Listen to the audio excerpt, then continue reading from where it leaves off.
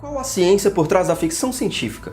Se você fica empolgado quando vê filmes de Steven Spielberg, George Lucas, Christopher Nolan, James Cameron e Ridley Scott, ou fica chocado com os temas de Black Mirror, pode acreditar, essas obras são só uma pontinha do universo gigantesco da ficção científica. Da literatura aos jogos de realidade virtual, o gênero traz inovação, inspiração e entretenimento a milhares de adultos, adolescentes e crianças por aí.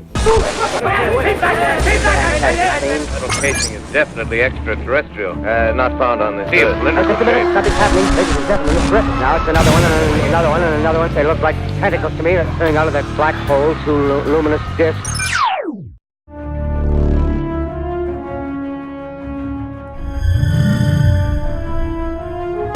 A maior fonte de inspiração para os autores de ficção científica é a ciência, e a grande fonte de inspiração para muitos cientistas e inovadores é, a ficção científica. Uau! Eles usam as histórias especulativas do gênero para desenvolver as mais incríveis invenções e descobertas. É isso mesmo, inúmeras invenções tecnológicas e até algumas descobertas científicas foram inspiradas pela ficção. Desde que Mary Shelley escreveu Frankenstein, seres artificiais que conseguem pensar e tomar decisões deixam geral com medo. O tema de Frankenstein é uma matéria-prima da ficção científica. Quer um exemplo? No filme 2001, Uma Odisseia no Espaço, tem um computador de inteligência assustadora chamado HAL. Well, hell, I'm damned if I can find anything wrong with it. Yes. It's puzzling. It can only be attributable to human error. Cara, se você ainda não viu esse filme, assista. Esse HAL realmente assusta. A voz calma deixa ele mais psicopata ainda. Faz coisas que nem todo humano consegue fazer direito. Ele fala fluentemente, raciocina, reconhece rostos, aprecia a beleza, demonstra emoções e até joga xadrez. Eu não sei jogar xadrez. Knight takes bishop. Mate. Ainda tem uma cena memorável de HAL cantando Daisy Bell, que é uma homenagem à primeira música gerada por computador, cantada em 1961 nos laboratórios Bell por um IBM 704.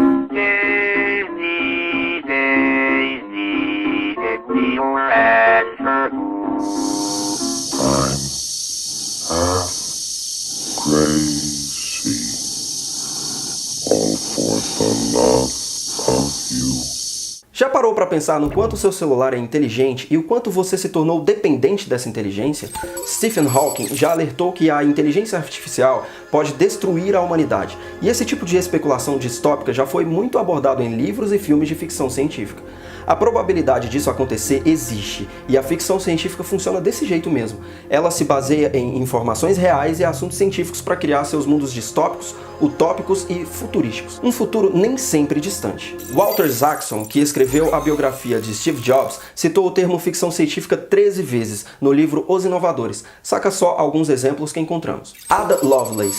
Ela escreveu o primeiro algoritmo para ser processado por uma máquina. O interessante é que ela conviveu diretamente com Mary Shelley, lembra? A autora de Frankenstein, que é considerada a primeira obra de ficção científica da história. John Peirce. Então, esse cara escrevia contos e artigos para revistas de ficção científica da época.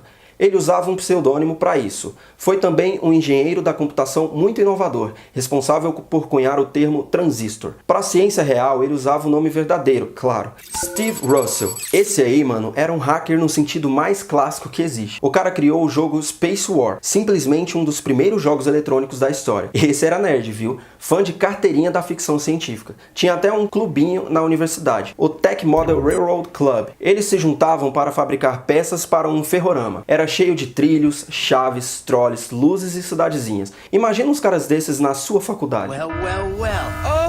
Morning, Frank. Morning. What is that supposed to be? Joseph Felsenstein ajudou a criar a cultura do computador pessoal. Foi inspirado pelo tema mais comum do gênero, o do herói hacker que usa a tecnologia para derrotar o autoritarismo. Ray Tomlinson. Ele criou o e-mail no final de 1971, que levou à criação das mailing lists em 75, sendo que a primeira lista importante foi a SF Lovers, para fãs de ficção científica. William Ferdinand von Meister criou um serviço que chamou de The Source, ou A Fonte, que ligava computadores domésticos através de linhas telefônicas, numa rede que oferecia troca de mensagens, notícias, horóscopo, guias de restaurantes, classificação de vinhos, compras, previsão do tempo, horários de voos e cotações da bolsa de valores. Em outras palavras, era um dos primeiros serviços online orientados para o consumidor. No lançamento oficial do serviço, em julho de 79, o escritor de ficção científica e garoto propaganda Isaac Asimov proclamou: "Esse é o início da era da informação."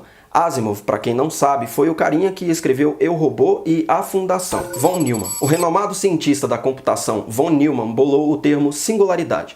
É tipo assim a ideia: os computadores, celulares e tal vão ser bem mais inteligentes que nós, humanos. E ainda vão ter a capacidade de autoevolução, ou seja, serão ainda mais superinteligentes até o nível de nem precisar mais da gente, meros mortais. Você lembra do Hall, né? Medo. Esse termo, singularidade, foi popularizado pelo futurólogo Ray Kurzweil e pelo escritor de sci-fi Vernon Vinge. Isso vai rolar até 2030, de acordo com o escritor.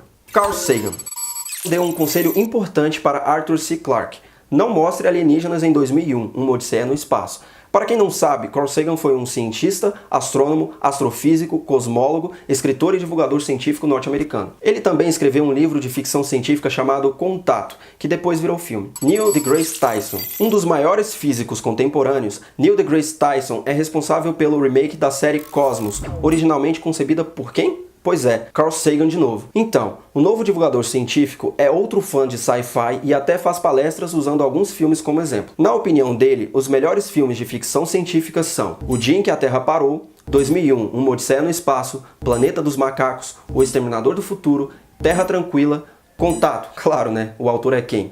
Impacto Profundo, Matrix e A Ilha. Ele também inclui na lista um filme de heróis, mas não vou nem citar aqui, são gêneros distintos, senão vai confundir a gente. Alan Turing. Alan Turing é conhecido como o pai da computação. Durante a Segunda Guerra Mundial, ele trabalhou para a inteligência britânica na construção de máquinas com o objetivo de quebrar os códigos secretos das comunicações alemãs. Alan Turing foi pioneiro na inteligência artificial, introduzindo o jogo da imitação, também conhecido como o teste de Turing. É assim, perguntas iguais são feitas tanto para uma máquina quanto para um ser humano. Dependendo das respostas, você saberá qual dos dois é humano e qual não é. Se não for possível distinguir a máquina do humano, então a máquina passou no teste. Baseado nesse mesmo teste, Philip C. Dick criou um teste fictício chamado Voigtkampf para o livro Androides Sonham com Ovelhas Elétricas. Blade Runner é a versão cinematográfica disso. Todos esses inovadores da ciência não fictícia confirmam a ideia central aqui. A ciência e a ficção estão interligadas, uma toma emprestadas as ideias da outra. Tanto a ciência se inspira na ficção, quanto a ficção se inspira na ciência. Um dos pioneiros da ficção científica, Jules Verne, imaginou o futuro com bastante precisão. Várias ideias apresentadas nos livros do autor foram aplicadas nas tecnologias que conhecemos hoje. O francês nasceu em 1828 e descreveu em sua obra como seria o primeiro lançamento do homem à Lua, o tamanho da cápsula e o tempo de viagem. Além dessas ideias, Jules Verne foi capaz de prever o submarino elétrico, a TV e o noticiário, Boa noite, até amanhã. a videoconferência e a internet. Essa maneira peculiar de ver o mundo abre a imaginação para se considerar todas as possibilidades sugeridas ou estimuladas pelas descobertas da ciência. Sem esquecer, é claro, que se trata de ficção, de literatura imaginativa, em que o autor não tem a obrigação de se manter 100% fiel à possibilidade científica de seu tempo, mas a usa como um trampolim para saltos especulativos mais ousados. No início do século XX, a galera ficava ligada em tudo que saía sobre ciência, artigos, revistas, notícias, etc. E isso dava muito combustível para autores de sci-fi. Das viagens espaciais e invasões alienígenas às viagens no tempo, passando pelas distopias e utopias, cultura hacker e cyberpunk, manipulação ou mutação genética, universos paralelos, evolução robótica e inteligência artificial, a conclusão era só uma: não tinha limites para a imaginação.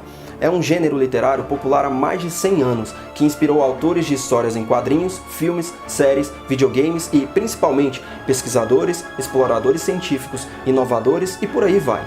Faz sentido dizer que a ficção científica e a própria ciência tinham a mesma origem: a especulação, a inventividade e a genialidade. Louco isso, né?